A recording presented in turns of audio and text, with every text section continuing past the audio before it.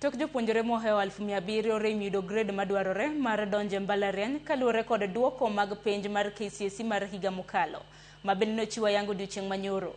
Penjo manyalo bedo en ni jopuonjregi nyalo chomo kure to kata ginyalo yudo tiegruok mane.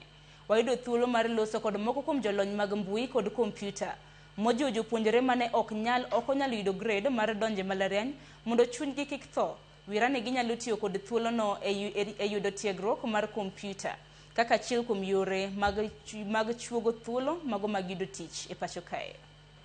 Tok lando duoko mar penj mar KCSE mar higa mokalo odiochieng' manyoro e kind jopuonjre 993,226 manotimo penj mar KCSE higa mokalo. Mana jopuonjre 270,715 kende ema noyudo grade mar donjo e mbalariany.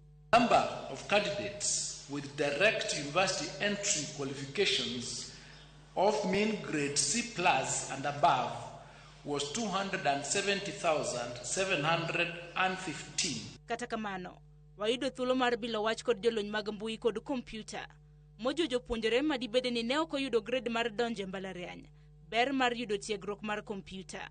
Giyudo thuolo mondo gibi gitim computer packages, basic computer packages mondo mi gitich mayot ka gidhi e college nikech iyudo ni somo mang'eny masani itimo kuonde tiegruok mamalogo, assignments, gik somo, research giri itimo gi computers. Ng'ama biro puonji ni iseyudo tich ondiki to pod odwaro mondo mi opuonji kaka idwa tiyo kod machines go onge.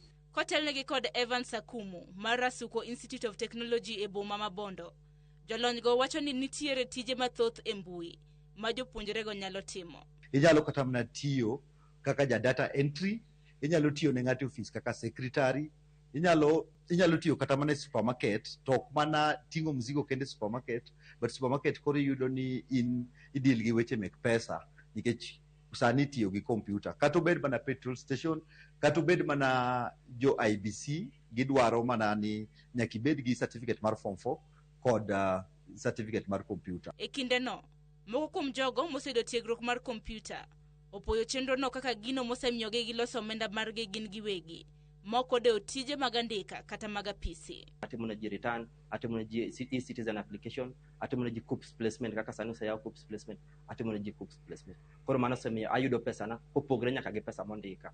Gi sani ni wantiere e digital world.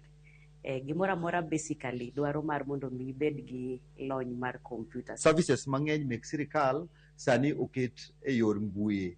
Iyudo kata ka nyithindo gi ka gidwa join college, during the process mar registration no, nyaka bed ni en ng'ama ong'e computer, bro konye nyaka subject selection. Jonyuol okwa mondo tieg nyithindgi somo mag kompyuta mondo mi giyote kinde ma gibiro bedo ka giriwore kod kuonde tiegruok mopogore opogore. Gibi mondo gisom basic computer packages.